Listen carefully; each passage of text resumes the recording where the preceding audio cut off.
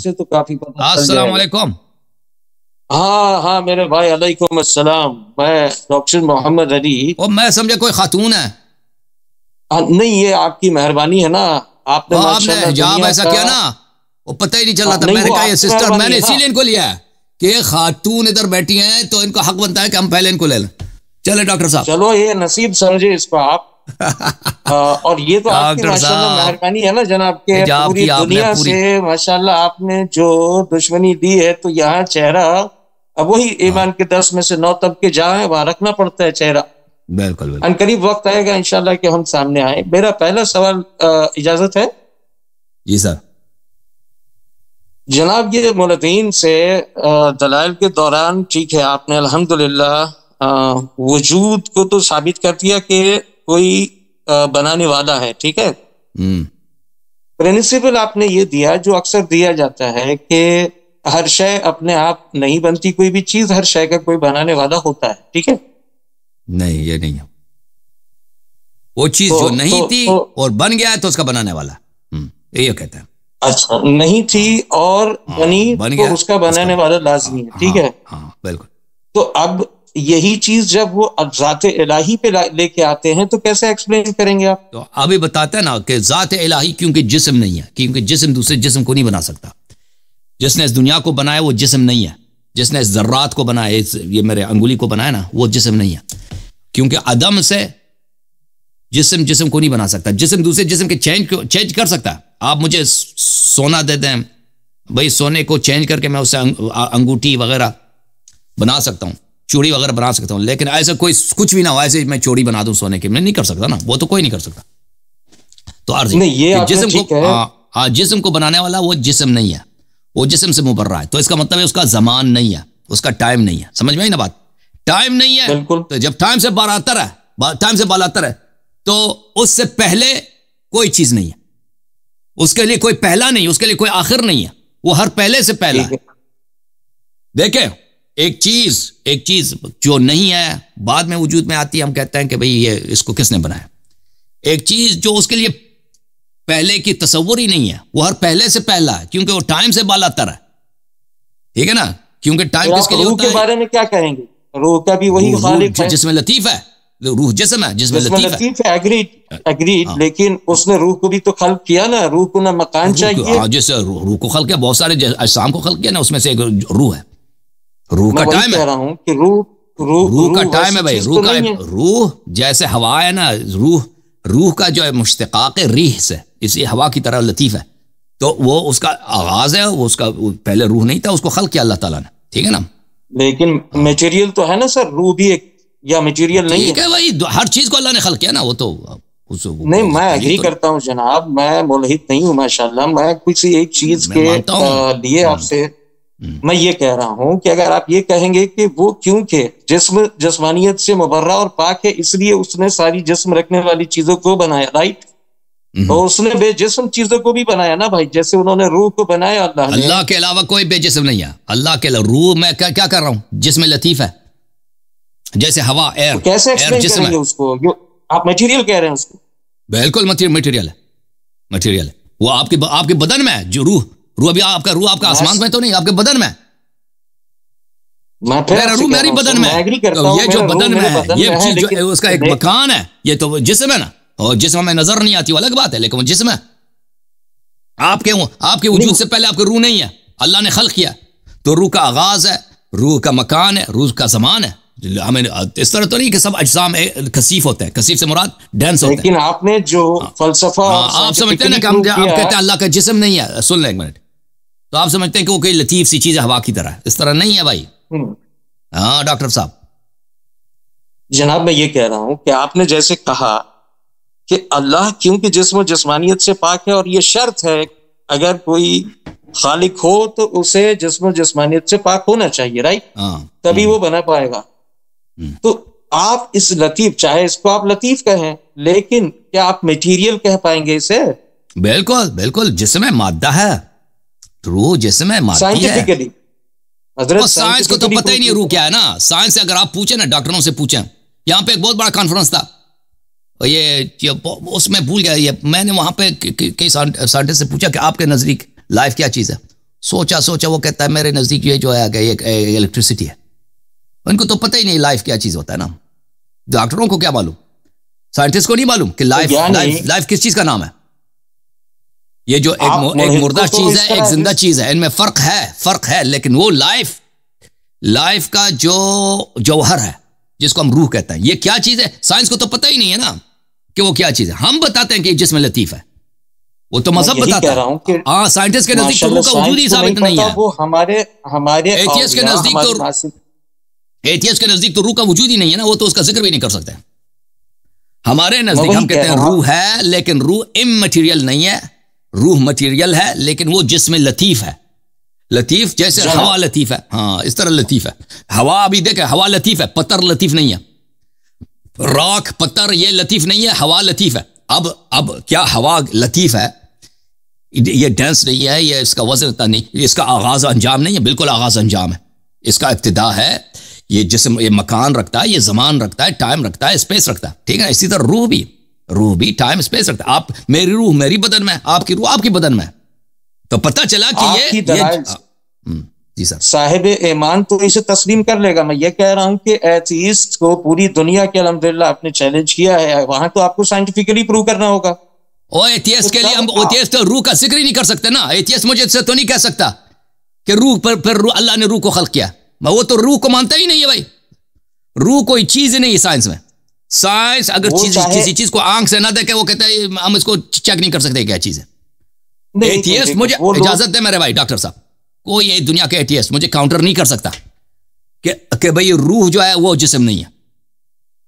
بات اس وقت بنتی نا کہ ہم کہتے ہیں کہ اللہ موجود ہے, اللہ جسم اس لیے نہیں ہے کہ اس نے اجسام کو بنایا. تو اگر کوئی ایتھیسٹ اس کے پاس کوئی مثلا روح کوئی چیز ہوتی تو وہ کاؤنٹر کر لیتا کہ بھئی دیکھو پوری دنیا جانتی ہے کہ روح ایک چیز ہے اور روح جو ہے وہ جسم نہیں ہے. لیکن ان کے نزدیک تو روح کوئی ہے چیز ہی نہیں ہے بھائی, وہ روح کو نہیں مانتے, تو وہ کبھی کاؤنٹر نہیں کر سکتے. ہمارا عقیدہ ہے کہ روح موجود ہے, لیکن اس کے ساتھ یہ بھی عقیدہ ہے کہ روح کیا ہے, روح جسم لطیف ہے. جی ہاں, اس کا مکان ہے, اس کا ٹائم ہے, اس کا آغاز ہے, اس کا ایک بنانے والا ہے. جی سر, جیسے دوسرے اجسام ہیں. اجازت ہے میں آپ کچھ بول سکتا ہوں؟ جی نہیں, آپ نے ماشاءاللہ بہت پرفیکٹ صحیح چیز کہی, میں سمجھ رہا ہوں. لیکن اچھا آپ کے پاس وقت بھی کم ہے, آپ تھوڑی سی جلدی میں. نہیں بات کریں, آپ کے ساتھ بہت وقت ہے ڈاکٹر صاحب, آپ کے لیے ڈاکٹر صاحب بہت وقت ہے, آپ بات کریں. جزاکم اللہ خیر, بہت شکریہ. آپ نے جو حجاب لگا کے لایا نا ڈاکٹر صاحب, آپ کے لیے بہت فارمولا اچھا لگا نا آپ کو؟ ہاں فارمولا بہترین ہے. اچھا تو مجھے یہ بتائیے جناب کہ حضرت رسول مقبول صلی اللہ علیہ وآلہ وسلم نے جب پہلی مرتبہ دعوت اسلام یا دعوت توحید دی انسانوں کو, تو آپ نے کس طرح سے دی تھی, یعنی کیا کہا اللہ کو منوانے کے لیے؟ تو اکثر لوگ ادھر تو اللہ کو مانتے تھے, دیکھیں اس طرح نہیں تھے کہ وہ اللہ کو نہیں مانتے. عرب جو ہے اکثر وہ اللہ کو مانتے تھے, لیکن اس کے ساتھ چھوٹے چھوٹے دوسرے خداؤں کو بھی مانتے تھے, بتوں کو بھی مانتے تھے. اکثر ان میں کچھ افراد تھے جو دہری تھے, وہ اقلیت تھی, وہ کم لوگ تھے. جو ہمارے زمانے کی طرح انٹلیکچوئلز ہیں نا, روشن خیال لوگ, وہ کم تھے. یعنی ایتھیسٹ کم تھے. ہاں ایتھیسٹ کم تھے, مشرکون یا غلط ڈیفینیشن والے زیادہ تھے. ہاں مشرکین وہ اللہ پہ وجود رکھتے تھے. اگر ان سے پوچھتے کہ بھئی آپ کو کس نے خلق کیا, کہ وہ کہتے ہیں اللہ نے خلق کیا, لیکن کہتے تھے ہم بتوں کی پوجا کرتے ہیں کیونکہ اللہ کے نزدیک ان کا بڑا مقام ہے. یہ ہمارے ہر خاندان کا اپنا ان کا پسندیدہ خدا ہوتا تھا. ایک خدا مثلا کسی نے اوکے, ان کے امیجنیشن کے مطابق وہ اللہ کو ڈیفائن کرتے تھے, یہی کہہ رہے ہیں نا. ہاں تو وہ کسی شریعت کے بھی پابند نہیں تھے نا. وہ آپ کے جو کیا رسول اللہ نے ان سے یہ نہیں کہا آپ سن لو نا بھائی, ایک سوال کیا نا سن لو ڈاکٹر صاحب. اچھا تو ان کے لیے دیکھیں رسول صلی اللہ علیہ وسلم کا ان کے لیے مشن یہ نہیں تھا کہ ان کو اللہ کا قائل کریں, کیونکہ وہ اللہ کو مانتے تھے. مشن یہ تھا ان کے لیے کہ بھئی ان کو سمجھا دیں کہ بھئی آپ بتوں کے جو مانتے ہیں یہ کچھ بھی نہیں ہے, یہ غلط ہے. اور پھر بتائیں کہ میں اللہ کا رسول ہوں اور میری شریعت ہے کہ تم بتوں کی پوجا بند کرو, یہ غلط ہے. اور تمہارے لیے ایک قوانین ہے اللہ کی جانب سے کہ تم ان چیزوں پہ عمل کرو, نماز تم نے پڑھنی ہے, بھئی زکوٰۃ دینی ہے, فلان کام کرنا ہے نا. جو یہ مشرکین تھے, یہ اکثریت تھے. جو دہری حضرات تھے ہمارے پاس, جو دیکھیں رسول صلی اللہ علیہ وسلم کی جو ان سے باتیں ہوئی ہیں, ہمارے پاس جو دلیل آئی ہے وہ جو میں نے آپ کو کل بتایا تھا نا اویس صاحب کے ساتھ, پرسوں آج کے اسپیچ میں بھی میں نے بتا دیا، وہ وہی برہان میں نے جو آپ کو بتایا رسول صلی اللہ علیہ وسلم سے جو مروی ہے میں نے آپ کو بتا دیا. اس کے علاوہ بھی مروی ہے لیکن ابھی اس کو بیان کرنے کا ٹائم نہیں ہے کیونکہ اس پر ٹائم لگے گا اس میں. اوکے، تو اب اس کے آگے میں یہ کہہ رہا تھا کہ کیا رسول اللہ نے ایسا نہیں کہا کہ کیونکہ میں محمد کہہ رہا ہوں کہ اللہ ہے تو مان لو کہ اللہ ہے؟ نہیں، یہ تو کوئی نہیں کہتا نا، جب اس کو رسول ہی نہیں مان رہے تو جب کوئی آپ عقل کو کہہ سکتا؟ صادق و امین کہا گیا، میری بات سنیں، یہاں تک رسول نے نہیں کہا یہ کہ اگر میں آپ سے کہوں کہ اس پہاڑ کے پیچھے لشکر ہے تو مان لو گے؟ لوگوں نے کہا یس مان لیں گے یا رسول اللہ. میں یہ کہنا چاہ رہا ہوں کہ پہلے آپ نے اپنی ذات کو منوایا، پھر اپنی بات کو. آپ کی ذات کو اس بلندی پہ اللہ نے رکھا کہ ان کی بات کو بندہ سر جھکا کے تسلیم کر رہے. Am I right or wrong؟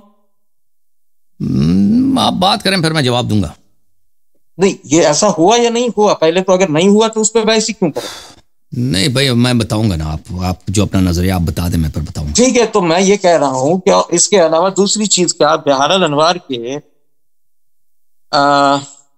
Volume number 74 کے پیج نمبر 274 پہ اگر جائیں، آپ کے سامنے ہی ہوگی، تھوڑی زحمت میرے لیے کیجیے. جی میں یہ سمجھ رہا ہوں، پہلے یہ آپ یہ ایسا دماغ میں کوئی خیال نہ کیجیے گا کہ میں اگینسٹ میں ہوں یا آپ سے کوئی مباحثہ یا مناظرہ کرتا ہوں. پیج 74 والیوم 74 پیج کون سے؟ 274. اچھا، تو جو پہلا سوال کیا تھا میں آپ کو اس کے متعلق بتاؤں کہ رسول اللہ صلی اللہ علیہ وسلم نے کہا تھا کہ اگر میں آپ کو بتاؤں اس پہاڑ کے پیچھے ایک لشکر ہے تو آپ تصدیق، انہوں نے کہا تصدیق کریں گے. تو فرمایا میں اللہ کی جانب سے رسول ہوں، اللہ نے مجھے بھیجا ہے. تو بہت سارے لوگوں کو یقین آنا چاہیے تھا کہ کیونکہ ان کا کردار ہی ایسا ہے. لیکن اگر وہ کوئی سوال کرتا ہے نا کہ آپ کے پاس دلیل کیا ہے بھائی اب ٹھیک ہے ابھی تک آپ نے سچ بولا ہے، اس کے بعد یا بہت سارے لوگ تھے جو ان کو نہیں جانتے تھے. دیکھیں مکے میں کوئی یہودی نہیں تھا، بعد میں مدینے میں آئے تو بہت ایسا کہا تھا یا نہیں؟ پہلے تو یہ بتا دیجیے. لیکن اس طرح نہیں کہتا کہ میں کہتا ہوں تو ایسے آنکھ بند کر کے قبول کرو. تو اصلاح کے ساتھ وہ کیا الفاظ تھے ذرا یہ بتا دیجیے. اور بھائی یہ نہیں کہا تھا کہ صرف تم نے میرے کہنے کی وجہ سے تم نے ماننا ہے. نہیں تو یہ کہا تھا کہ بھائی میرا کوئی الٹیریئر موٹیو نہیں ہے، میں ایک صادق امین ہوں. میں اگر ایک بات کہتا ہوں، میں آپ نے ابھی تک آج تک مجھ سے کوئی جھوٹ، کوئی فراڈ، کوئی خیانت نہیں دیکھی ہے. لیکن جو بات وہ کہتے تھے نا رسول اللہ صلی اللہ علیہ وسلم کہ اللہ ایک ہے، وہ تو عرب پہلے سے مان رہے تھے. اب بات یہ ہے کہ اللہ نے ان کو بھیجا ہے، ان کے پاس کیا دلیل ہے؟ جب کفار نے ان سے دلیل مانگی، اس طرح نہیں بولا ہے کہ میں نے کہہ دیا کہ میں ہوں تو ختم ہے، میں ہوں، میں نبی ہوں. اس طرح نہیں فرمایا جو آپ کہہ رہے ہیں. رسول صلی اللہ علیہ وسلم نے ان کو معجزات دیے ہیں. رسول صلی اللہ علیہ وسلم نے ان کو قرآن مجید کا چیلنج دیا کہ اس کے ایک سورہ جیسا ایک سورہ لے کے آؤ نا. وہ سب شعراء تھے، وہ سب بڑے فصیح بلیغ تھے، سب حیران رہ گئے. رسول صلی اللہ علیہ وسلم جب ان کو قرآن سناتے تھے، سن لو بھائی، یہ ابو جہل یا ابو لہب ابو جہل آتے تھے، ان کے پیچھے چلتے تھے، شور مچاتے تھے تاکہ لوگ ان کی آواز کو نہ سنیں، تاکہ لوگ قرآن کی آیات ان کے منہ سے نہ سنیں. کیونکہ قرآن میں وہ کشش تھی کہ کوئی بھی قرآن کی آواز اس تک پہنچ جاتی نا، اس قرآن کی آیات، وہ فوراً مسلمان ہو جاتا تھا کہ یہ کون سا کلام ہے. شعر تو ہم نے سنے، بڑے پیارے پیارے شعر اور قصیدے ہم نے سنے، لیکن یہ کلام کسی بشر کا کلام نہیں ہو سکتا. تو وہ کیا کرتے تھے رسول صلی اللہ علیہ وسلم کے پیچھے، اور لوگ جب آتے تھے نا حج کے لیے ان کو قسمیں دیتے تھے کہ بھائی یہ آدمی جادوگر ہے، اس کے پاس نہ جانا، وہ جادو کرے گا، تمہیں تباہ کر دے گا. تو یہ جو آپ کہہ رہے ہیں نا کہ پیغمبر صلی اللہ علیہ وسلم نے کہا کہ تم مجھ پہ ایمان لاؤ ایسے ہی کیونکہ میں سچ کہہ رہا ہوں، وہ یہ ان کا ادعا اس طرح نہیں تھا جو آپ کہہ رہے ہیں. اچھا، پیج 274 میں ہوں، یہ جلد نمبر 74 ہے. 74 جلد بولا نا ہم نے، 74 اور 274 صحیح ہے. اگر یہ جو بات آپ نے کہی اس میں اپنے میرا جو مین حاصل تھا وہ کہنے کی اجازت ہو تو ایک لائن بولوں؟ بسم اللہ.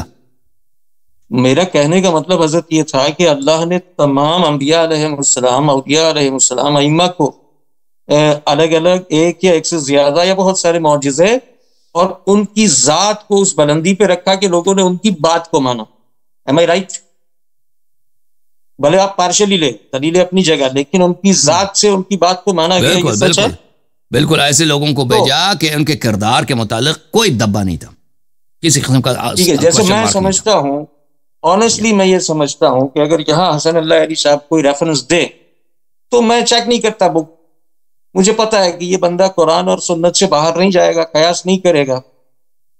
کیا یہ تو ٹھیک ہے کہ میں ان سے کوئی معذرت کمپیئر نہیں کر رہا ہوں، لیکن اللہ نے ان کو اتنے اعجاز، معجزے اور وہ بلندی تھی ان کی ذات میں، اس لیے میجورٹی پیپل جو ہے وہ ان کی بات کو مانے، ایسا ہے یا نہیں؟ مجھے نہیں معلوم میجورٹی کہ ان کی بات، یعنی صرف ان کی بات سن کے بغیر دلیل کے کوئی ایمان لائے. دیکھیں جس کو قناعت ہو جاتا ہے نا ان کی بات سے. دیکھیں مثلا حضرت ابو ذر علیہ السلام تھے رضوان اللہ علیہ، وہ کس طرح ایمان لائے؟ ابو ذر مکے کے باہر وہ ایک چرواہے تھے. وہ ایک دن وہ اپنی بکریوں کو چرا رہے تھے تو ایک بیڑیا آیا. اردو میں بیڑیا بولتے ہیں، بیڑیا بولتے ہیں وولف کو. کیا بولتے ہیں؟ بیڑیا. ایک بیڑیا آیا تو اس بیڑیے نے اس کے جو بکرے تھے اس پہ حملہ کرنا چاہے تو ابو ذر نے اس کو بگا دیا. پھر آیا دوسری جانب سے، پھر بگا دیا، تیسری جانب سے پھر بگایا. تو ابو ذر نے کہا کہ کیسا بدبخت بیڑیا ہے، میں نے تب بگایا پھر آ رہا ہے. تو بیڑیا نے اس سے کہا کہ اس مجھ سے بدبختر قوم مکے کے لوگ ہیں کہ اللہ نے ان میں رسول بھیجی ہے اور وہ ان کی تصدیق نہیں کرتے. ابو ذر رضوان اللہ علیہ ایک دفعہ چونک گئے کہ بھئی یہ بیڑیے نے مجھ سے کیسے بات کیا. رات کو اپنے گھر آئے، اپنی بیوی سے کہا کہ عجیب واقعہ پیش آیا، بیڑیا نے مجھ سے یہ کہا. تو یہ ضرور مکے میں کوئی ایسا نبی آیا ہوگا، میں اس کو چیک کرتا ہوں. تو اس نے اپنے گھر والوں سے خداحافظی کی، مکے آ گیا. مکے میں آیا، لوگوں سے پوچھا. ایک منٹ، کیا اسے صحیح مانتے ہیں آپ جو پڑھ رہے ہیں اسے؟ بالکل صحیح مانتا ہوں، بالکل صحیح ہے، بالکل صحیح ہے، بالکل. اوکے آگے بڑھیں. آیا مکے میں، لوگوں سے پوچھا کیا داستان ہے، کہاں کہاں یا اسے داستان ہے، یہ ابو طالب ہیں، یا ابو طالب کے بتیجے وہ ہیں، انہوں نے ایسا ادعا کیا ہے. لیکن لوگ کسی اس کو مانتے نہیں ہیں. تو وہ آئے ابو طالب کے پاس مسجد الحرام میں، اور کہا کہ آپ کے بتیجے کوئی ایسا ہے، میں نے آپ کا بتیجا ہے، اس طرح اس نے نبوت کا ادعا کیا. اس نے ابو طالب تو بڑے احتیاط کرتے تھے کہ ان کے نبی صلی اللہ علیہ وسلم کا جان خطرے میں. تو کہا کہ کیوں، تمہاری نیت کیا، کیوں پوچھ رہے؟ اس نے کہا کہ میں اس پہ ایمان لانا چاہتا ہوں کیونکہ میں نے ان کو اعجاز دیکھا. ابو طالب نے کہا کہ ہاں تم کل ادھر آ جاؤ، میں تمہیں لے کے جاؤں گا. تو اس رات کو وہ مسجد الحرام میں ہی سوئے، چائے زمزم سے پانی پیا، وہ سوئے ادھر ہی. کل ابو طالب آئے، اس کو لے کے گئے. وہ پہلے کمرے میں داخل ہوئے تو وہاں پہ حضرت حمزہ تھے. حضرت حمزہ سے جب ملاقات ہوئی تو حضرت حمزہ نے کہا کہ تم کون ہے، کہاں سے آئے ہو؟ تو اس نے ایکسپلین کر دی کہ میرا نام ابو ذر ہے، میں بنی غفار کے قبیلے سے تعلق رکھتا ہوں، اور میں نے ایک ایسی نشانی دیکھی ہے، میں اس نبی پہ ایمان لانا چاہتا ہوں. تو ابو ذر نے کہا کہ ٹھیک ہے، تم دوسرے کمرے میں چلے جاؤ. دوسرے کمرے میں وہ داخل ہوئے، وہاں پہ حضرت جعفر تیار تھے. دیکھیں کہ کس طرح حضرت ابو طالب علیہ السلام رسول اللہ صلی اللہ علیہ وسلم کی جان کی حفاظت کرتے تھے، کتنے احتیاط کے ساتھ کہ ایساسینیٹ نہ ہو، ان پہ ہماری جان فدا ہو. ہاں، جعفر تیار نے کہا کہ بھائی کون ہو، کہاں سے آئے ہو؟ تو اس نے خوب اس کی داستان کی چیکنگ کی کہ یہ صحیح کہہ رہا. تو کہا کہ اگلے کمرے میں چلے جاؤ. اور اگلے کمرے میں گئے تو وہاں تو امیر المؤمنین علی علیہ السلام تھے. انہوں نے بھی ابو ذر کی چیکنگ کیا کہ بھئی آپ کیا کہہ رہے ہیں، آپ کے کیا داستان ہے، کیا؟ اس نے سنا دیا. تو پھر اس کو حضرت امیر المؤمنین علیہ السلام نے اگلے کمرے میں جانے دیا تو وہاں رسول اللہ صلی اللہ علیہ وسلم تھے. اب جو گفتگو رسول صلی اللہ علیہ وسلم کے ساتھ ہوئی اب میرے ذہن میں نہیں ہے، لیکن کتاب اس میں موجود ہے کافی میں، چاہے تو میں دکھا دیتا ہوں. تو پھر اس نے کلمہ پڑھا. اس نے وہاں پہ جا کر رسول صلی اللہ علیہ وسلم کے ہاتھ میں کلمہ پڑھا، اور رسول صلی اللہ علیہ وسلم نے اس کو حکم دیا کہ اب تم نے کلمہ پڑھا مسلمانوں، اب جاؤ اپنے شہر میں چلے جاؤ، یہاں پہ نہ رہو. تو وہ واپس اپنے قبیلے میں گیا ہے. پر جب پیغمبر صلی اللہ علیہ وسلم نے ہجرت سے پہلے، ہجرت کے بعد واپس آ گئے، ان سے مل گئے. تو یہ داستان اب اکثریت کا مجھے نہیں معلوم، اکثریت تو رسول صلی اللہ علیہ وسلم بڑے امیر تھے نا، اور بڑے کریم تھے. بلکہ میں اجازت ہے میں ایک داستان آپ کو بتاؤں کہ پیغمبر صلی اللہ علیہ وسلم، کیونکہ ان کی بیوی حضرت خدیجہ وہ نہ صرف مکے کے بلکہ عرب کے امیر ترین عورت تھی، اور رسول صلی اللہ علیہ وسلم اپنی ساری مال انہوں نے قربان کیا تھا رسول صلی اللہ علیہ وسلم کے قدموں پر کہ آپ جس طرح چاہیں خرچ کریں. اور رسول اللہ صلی اللہ علیہ وسلم اتنے کریم تھے، اتنے جواد و سخی تھے کہ وہ اپنے منہ سے کاٹ کے ہمیشہ لوگوں کو دیتے تھے عطا. وہ جود و کرم اس کے سمندر تھے وہ. تو میں تو سمجھتا ہوں کہ اکثر لوگ جو انہوں نے کلمہ پڑھا وہ ایزی دنیا کے لیے کہ بھئی یہ آدمی جو ہے اتنا، اس کے پاس اتنے پیسے ہیں، وہ مکے میں بھی ٹھیک ہے نا، وہ اتنے دیتے ہیں. بھئی یہ کام کاج تو نہیں، مکے میں غربت ہی غربت تھا، وہاں پہ نہ انڈسٹری ہے نہ وہاں پہ کوئی صنعت ہے، ٹھیک ہے نا. اور مکے والے اس کا ثبوت بھی یہی ہے کہ انہوں نے کبھی قربانی نہیں دی اسلام کے راستے میں. مکے میں جو لوگ مسلمان ہوئے نا بعد میں، اہل مکہ نے یہ صحابہ جو سابقون الاولین کی بات ہو رہی ہے، جو مکے میں جو لوگوں نے اسلام لایا نا، اس کی دلیل یہ ہے کہ بعد میں جب سختیاں آئی نا انہوں نے کبھی کوئی قربانی نہیں دی اسلام کے لیے. نبی صلی اللہ علیہ وسلم جنگوں میں بھاگ ان کو چھوڑ کے جاتے تھے, وہ غنیمت کے لیے زکوٰۃ لینے کے لیے پہنچ جاتے تھے, ٹھیک ہے نا. وہ کم, میرا تو یہی نظریہ ہے کہ اکثر لوگ جنہوں نے اسلام لایا تھا نا وہ اسی پیسوں کی لالچ میں, کچھ لوگ تھے مخلص تھے, ابو ذر کی طرح, سلمان کی طرح, مقداد کی طرح, عمار کی طرح, انہوں نے نبوت ہاں نبی صلی اللہ علیہ وسلم کے مخلص مائنورٹی میں تھے اور مال کی وجہ سے مسلمان ہوئے میجورٹی تھے, یہ کہہ رہے ہیں آپ؟ میرا یہی نظریہ جی, آپ کا یہی مطالعہ ہے. اوکے, اب مجھے الٹیمیٹلی یہ کہنا تھا کہ جو میں سمجھ پایا ہوں اور یہ سابقون اولون کی بات ہے, مکے والوں کی بات ہو رہی ہے جس کو سابقون اولون کہتے ہیں. بعد میں تو پتہ ہی ہے, بعد میں جب پورا جزیرۃ العرب مسلمان ہوا ہے, یہ تو زبردستی مسلمان ہوئے تھے نا, یہ تو کوئی اپنی شرافت سے مسلمان تھوڑی ہوئے تھے. یعنی کیا تلوار کے زور وغیرہ پہ؟ جی بالکل, پیسے اور تلوار, پیسے اور تلوار. اوکے, یہ دو وجوہات رہی. تو مجھے یہ بتائیے, یہ شرافت کی زبان تو سمجھتے نہیں تھے نا, وہ انسان بہت سارے ہوتے ہیں وہ شرافت کی زبان نہیں سمجھتے بھائی. بالکل, وہ اپنی جب تک ان سے نہیں کہو, ان کے سامنے ہزار معجزے بھی دکھاؤ نا, وہ نہیں ایمان نہیں لائیں گے. کہہ دو کہ بھائی اتنے پیسے ملیں گے, بھائی تمہیں زکوٰۃ ملے گا. وہ نبی صلی اللہ علیہ وسلم اس طرح نہیں کہتے تھے کہ میں تمہیں پیسے دوں گا تم پڑھو. ہادیہ جب بیچتے تھے نا, سن لینا, اس طرح نہیں ہوتا تھا کہ بھائی میں پیسے دوں گا تم اسلام قبول کرو, اس طرح نہیں ہوتا تھا. ہوتا تھا یہ بڑے سنگدل ٹائپ کے لوگ تھے, وہ اپنے خداؤں کو بڑی وہ اس کی بڑی مانتے تھے, لیکن پیسے اگر, اور نبی صلی اللہ علیہ وسلم سے ان کی دشمنی تھی, لیکن جب تحفے آ جاتے تھے نا تو کہتے تھے کہ بھئی یہ تو کوئی اچھا آدمی ہے. ان کو جب ان کو جب تحفے ملتے تھے تو ان کی دل نرم ہو جاتی تھی, پھر کہتے تھے یہ سچ بولتا ہوگا, چلے چلتے سے ملنے جاتے ہیں. وہ ملنے آ جاتے تھے بھائی, ہاں کہتے تھے, پھر مزید ان کو تحفے ملتے تھے, پھر وہ تصدیق کرتے کہ آمان نہ, ان کے خداؤں کی کیا ویلیو. کہتے ہیں یہ خدا ویسے بھی ہے بھائی, ان کی مصیبت ہے, ہم نے پتھر کے اپنے خود بنا دیا, اس کو چھوڑ دو بھائی.